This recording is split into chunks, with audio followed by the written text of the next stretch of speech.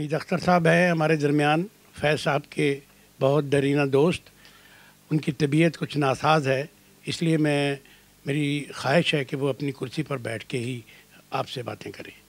خواتین و حضرات، بہت سی باتیں ہو چکی ہیں اور پچھلے 2 دن سے بہت سی باتیں ہوتی رہی ہیں. کل لمز میں صبح میں نے کوئی آدھ گھنٹہ مختلف واقعات فیض صاحب کے سلسلے میں یادیں جو میری جن کا تعلق میری یادوں سے ہے وہ بیان کی. میں ان کو دہراؤں گا نہیں، اس لیے کہ اور بھی بہت سی باتیں ہیں نئی. جب فیض صاحب راول پنڈی سازش کیس کے وہ جیل کاٹ کے رہا ہو کے آئے تو ان کے ساتھ میرا دن رات کا ساتھ ہوا، بہت ساتھ رہا. تو اس زمانے میں ہمارے ایک دوست تھے، وہ ریس کلب میں بک میکر تھے، 2-3 جماعتیں پڑھے ہوئے تھے، بالکل ان پڑھ آدمی تھے. میرے ساتھ ان کی دوستی ہو گئی. فیض صاحب آئے جیل سے رہا ہو کے، تو فیض صاحب کے ساتھ ان کا یہ تقاضا ہوتا تھا ریگل میرے دفتر آ کے کہ جی فیض صاحب کو میں رات کو آپ کا انتظار کرتا رہا، فیض صاحب کو میرے گھر لے کے آئے. میری بیوی بڑا اچھا کھانا پکاتی ہے، بار بھی گھر میں تھا. اب وہ ہم فیض صاحب کو 2 دفعہ ہم چلے گئے اس میں. تو ایک روز وہ کہنے لگے کہ جی میں نے دستے سے با خریدی، ساری رات پڑھتا رہا. کس کمبخت کو کوئی شعر سمجھ میں آیا ہو، مگر فیض صاحب میں آپ کا غلام ہوں. اب ہم سب پریشان ہوئے کہ فیض صاحب ناراض ہو جائیں، مگر فیض صاحب اس کے بعد اس کے بالکل غلام ہو گئے جس کے. تو ایک دن اس نے مجھے کہا کہ فیض صاحب کو کھانے پہ لے کے آئیں، ایلس کو، سپتے صاحب کو بھی. میں نے ایلس کو فون کیا. فیض صاحب کے ٹیمپرامنٹ کی ایک بات میں کر رہا ہوں. میں نے ایلس کو کہا کہ بھئی آج شام کو کھانا کھائیں آپ. کہنے لگی کہاں پہ؟ تو میں نے کہا مجید ملک کے ہاں. تو کہنے لگی کہ وہ بور آدمی ہے. تو فیض صاحب کو میں نے غصے میں کم دیکھا ہے، لیکن اتنے غصے میں آئے، کہنے لگے کہ جو دوست ہے وہ دوست ہے، وہ بور ہے کچھ بھی ہے. اور وہ کوئی 5 منٹ تک انہوں نے ایلس کی کافی دھنائی کی کہ یہ بات کیوں کہی. اور وہ ایلس کو ساتھ لے کے پھر ہم وہاں ان کے ہاں گئے. اچھا، وہ اس زمانے میں میرا چونکہ ساتھ تھا بہت زیادہ، میں ڈرائیور بھی ان کا تھا، ایک قسم کا پرسنل اسسٹنٹ بھی تھا. تو میرے پاس سفارشیں آتی تھی، ان کی مانگ بہت تھی لاہور میں. تو آتا تھا کہ جی فیض صاحب کو کھانے پہ میرے ہاں کسی طرح سے راضی کریں آپ. اچھا، میں نے نور جہاں سے میں نے ملاقات کرائی، فیض صاحب کی دوستی ہو گئی. تو نور جہاں نے مجھ سے کہا کہ حمید صاحب میں تو فیض پہ مرتی ہوں، مجھے نہیں معلوم کہ میرا رشتہ کیا ہے. کبھی وہ مجھے محبوب معلوم ہوتے ہیں، کبھی عاشق معلوم ہوتے ہیں، کبھی باپ معلوم ہوتے ہیں، کبھی بیٹا معلوم ہوتے ہیں. یہ بھی نور جہاں ہی یہ بات کر سکتی تھی. تو نور جہاں کا مجھے فون آیا کہ میں فیض صاحب کی دعوت کرنا چاہتی ہوں، آپ اس کے بارے میں اپنے دوستوں کو خود ہی لسٹ بنائیں اور ان کو دعوت دے دیں. میں نے کہا اچھا. میں نے فیض صاحب سے بات کی، 2 دن بعد کا وقت مقرر ہو گیا. اگلے دن مجھے فون آتا ہے یوسف سہگل کا کہ حمید اختر صاحب آپ مجھے نہیں جانتے، میرا نام یوسف سہگل ہے. مجھے پتہ چلا تھا کہ فیض صاحب کی دعوت ہے نور جہاں کے ہاں. میں نے میڈم کو فون کیا تو اس نے کہا کہ وہ سارا انتظام جو ہے وہ حمید اختر صاحب کر رہے ہیں، یہ ان کا نمبر ہے، آپ ان سے بات کریں. تو میں آپ سے اجازت چاہتا ہوں، مجھے دعوت دیں، میں آنا چاہتا ہوں، میں فیض صاحب سے سننا چاہتا ہوں، باتیں کرنا چاہتا ہوں. تو میں نے کہا جی یو آر ویلکم. خیر اگلے دن دعوت کے روز وہ پہنچ گئے. اچھا، وہ بہت کچھ پریشان تھوڑے سے پھر رہے تھے. مجھے بلا کے ایک طرف لے گئے، کہنے لگے کہ صبح سے میری بیوی مجھ سے جھگڑا کر رہی تھی کہ میں بھی پارٹی میں جاؤں گی، مگر میرا خیال یہ تھا کہ یہاں پہ اسٹیک پارٹی ہے، لیڈیز نہیں ہیں، تو آپ کی بیگم ہیں اور بھی خواتین ہیں، تو وہ تو میری بیگم تو مجھے چھوڑے گی نہیں، مجھے کسی طرح سے اب اجازت دیجیے کہ میں اس کو لے آؤں. میں نے نور جہاں سے بات کی، اس نے کہا ٹھیک ہے، وہ بھی آگے، مطلب اس قسم کے. اچھا، پھر لینن پیس پرائز میں فیض صاحب چلے گئے، حالات جہاں بہت خراب ہو گئے. پرائز لینے کے بعد لنڈن چلے گئے وہ، اور ہم سب ان کو یہی لکھتے تھے کہ یہاں آپ نہ آئیں. کیونکہ یہاں حالات خراب ہیں، گرفتاریاں ہو رہی ہیں، آپ لنڈن ہی میں رہے ہیں، بلکہ انہوں نے گھر بھی خرید لیا، لیکن ان کے ہر خط میں یہ ہوتا تھا کہ میں یہاں نہیں رہ سکتا، مجھے تم لوگ خام خواہ روک رہے ہو. ہم ان کو روکتے تھے. تو اس زمانے میں ایک مضمون چھپا، ایک نقاد صاحب، نئے نقاد آئے تھے ادبی، آج کل تو بہت بڑے نقاد ہیں وہ، اور انہوں نے اس مضمون میں لکھا کہ جو پاکستان کی شاعری کی تاریخ ہے اس میں فیض کا کوئی مقام نہیں ہے. اقبال کے بعد فلاں آتا ہے، فلاں آتا ہے، فلاں آتا ہے، فیض کو تو پاکستانی شاعروں میں کوئی نام ہی نہیں ہے. خیر اس زمانے میں کوئی فوٹو کاپی کی آسانی نہیں تھی، میں نے کسی طرح سے اس کی فوٹو کاپی کرائی اور فیض صاحب کو خط لکھا کہ فیض صاحب اب 2 واقعات یہاں پہ ایسے ہوئے ہیں جن کی وجہ سے شاید آپ کا آنا ضروری ہو گیا ہے. ایک واقعہ تو یہ ہے جس کی میں کاپی بھیج رہا ہوں کہ لوگوں نے آپ کو شاعر ماننے سے انکار کر دیا ہے.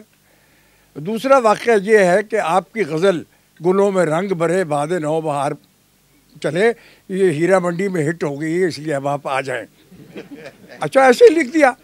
اچھا اس کے 15 دن بعد صبح 7 بجے مجھے ایلس کا فون آیا کہ حمید فیض آ گئے رات اور تمہیں بلا رہے ہیں. خیر میں فوراً پہنچا، مجھے یاد ہے لیٹے ہوئے تھے چارپائی پر، تو کہنے لگے لو بھی ہم آ گئے. میں نے کہا فیض صاحب آپ غلط آ گئے، میں نے تو مذاق کیا تھا، آپ کو کوئی میرا مطلب یہ نہیں تھا.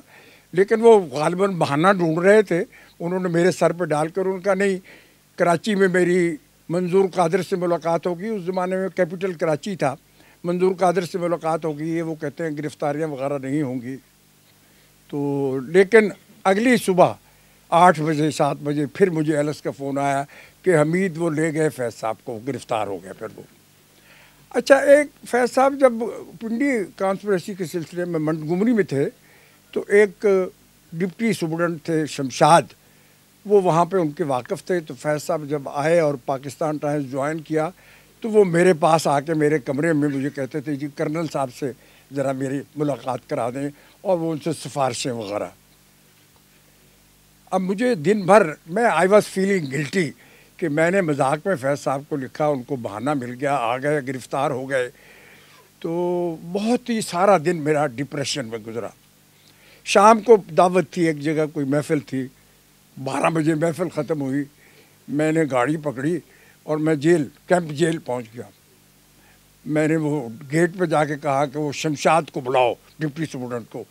انہوں نے کہا کہ جی وہ تو گھر پہ ہیں اپنے، یہاں تو نہیں. میں نے کہا کہاں گھر، مجھے لے جاؤ. میں لے گیا، ان کو اٹھایا. میں نے کہا مجھے فیض صاحب سے ملاؤ. انہوں نے کہا جی آپ کیوں آ گئے ہیں، میری تو نوکری خطرے میں پڑ جائے گی خدا کے لیے. میں نے کہا نہیں، یہ تم آ کے ان سے سفارشیں کراتے تھے، یہ کرتے تھے. خیر بہرحال وہاں جھگڑا ہوا 2 گھنٹے تک. یہ فیض صاحب سے اٹیچمنٹ کا یہ معاملہ تھا اس زمانے میں. اچھا خیر جب بھٹو صاحب کے زمانے میں وہ کلچرل ایڈوائزر ہوئے تو ان کا دفتر تو لاہور میں تھا، لیکن وہ اسلام آباد، پشاور، کراچی جاتے رہتے تھے.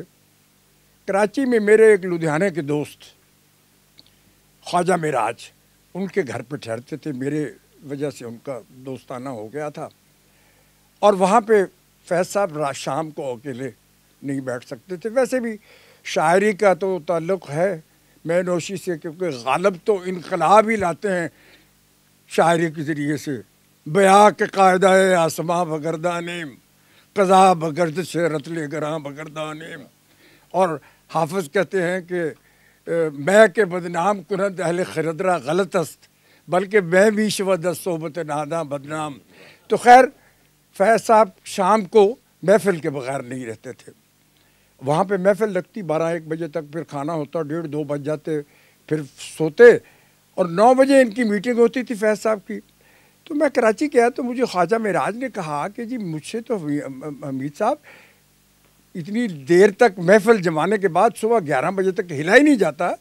یہ فیض صاحب جو ہیں 8 بجے اٹھ کے نہا دھو کے شیو کر کے 9 بجے میٹنگ میں چلے جاتے تھے. تو ایک دن میں نے ان سے کہا کہ جی آپ کوئی نسخہ ہمیں بھی یہ بتائیں، ہم سے تو اٹھا ہی نہیں جاتا، آپ کیسے ہی اٹھ جاتے ہیں صبح 8 بجے 2 بجے 1:30 بجے سو کے. تو فیض صاحب نے کہا کہ بھئی اصل میں بات یہ ہے کہ آپ یہ کام گناہ سمجھ کے کرتے ہیں، اور یہ گناہ کا بوجھ ہے جو آپ کو اٹھنے نہیں دیتا. تو ہم تو یہ کام کار ثواب سمجھ کے کرتے ہیں.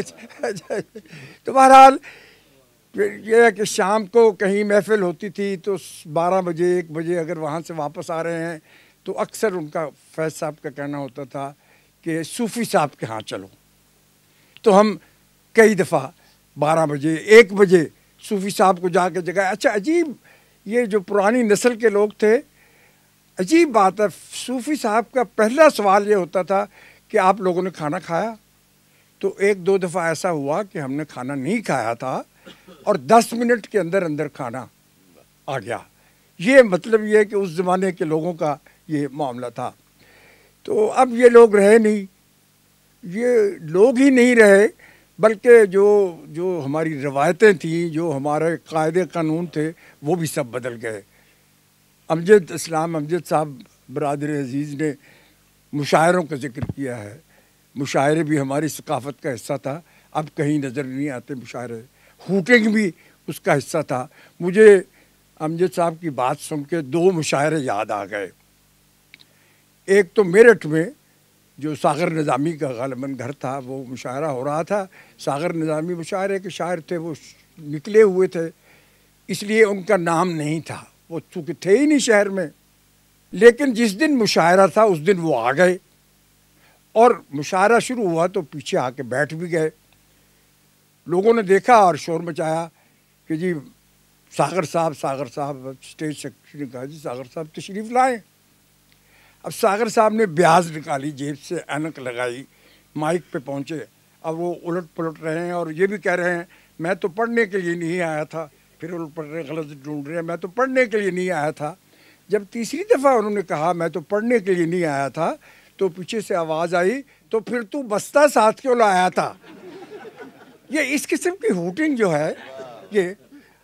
اچھا میں نے لال پور کا مشاعرہ ایک دیکھا, پارٹیشن سے پہلے کی بات ہے, وہ دلی کلاتھ مل والوں کا. اس میں اپنا شاعر سرگودا کے جو تھے وہ کوئی 12 بجے 1 بجے کے قریب, الطاف مشہدی, وہ آئے اسٹیج پر. تو انہوں نے کہا کہ میری نظم کا عنوان ہے بملا کماری کو کمپنی باغ لائل پور میں پہلی بار دیکھ کر. وہ چھپی ہوئی نظم ہے. تو پیچھے سے آواز آئی پیو دا نام بھی دس دیو تاکہ ڈریس مکمل ہو جائے. مطلب یہ.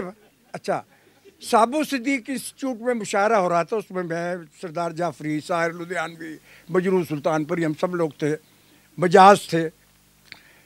تو نو ناروی بہت اچھل کود پڑھتے ہوئے, وہ اچھل کود میں ان کی بتیسی گر گئی. مجاز نے اٹھ کے مائک پکڑا, انہوں نے کہا حضرات اب خالد زمان کے اشعار ملاحظہ فرمائیے. تو یہ چیزیں ختم ہو گئی ہیں اور اب یہ ہے کہ کسی طرح سے ان کا ریوائول ہونا چاہیے. مجھے تو یہ میرا آبسیشن ہے کہ انگلش میڈیم اسکولوں نے اور یہ جو ہمارے الیکٹرانک میڈیا ہے انہوں نے زبان کا کافی ستیہ ناش کر دیا ہے. تو زبان کو بچانے کی بھی ضرورت ہے اور اپنے ثقافتی روایات کو بھی زندہ کرنے کی ضرورت ہے. جہاں تک فیض صاحب کا تعلق ہے وہ امن کے آدمی تھے. وہ اپنے گھر میں امن چاہتے تھے, اپنے محلے میں, اپنے شہر میں, اپنے ملک میں, پوری دنیا میں امن چاہتے تھے. گھر میں امن کا مجھے ایلس نے قصہ سنایا. جب یہ چھوٹی تھی, منیزہ 5-10 سال کی, 8-10 سال کی تھی, کہنے لگی کہ منیزہ نہیں صبح اٹھتی اسکول جانے کے لیے. وہ کہتی ہے ممی مجھے نیند آ رہی ہے, میں نہیں اٹھ سکتی. تو فیض صاحب آ کے کھڑے ہو جاتے ہیں, وہ ایلس سے کہتے ہیں کہ رہنے دو اس کو, سونے دو بیچاری سونے. کہنے لگی اگر میں فیض صاحب کی بات مانوں تو یہ اسکول مہینے میں 10 دن بھی نہیں جائے گی. تو یہ ان کا مزاج تھا, طبیعت تھی ان کی. تو میرا خیال ہے بہت باتیں پہلے ہو چکی ہیں اور اس سے زیادہ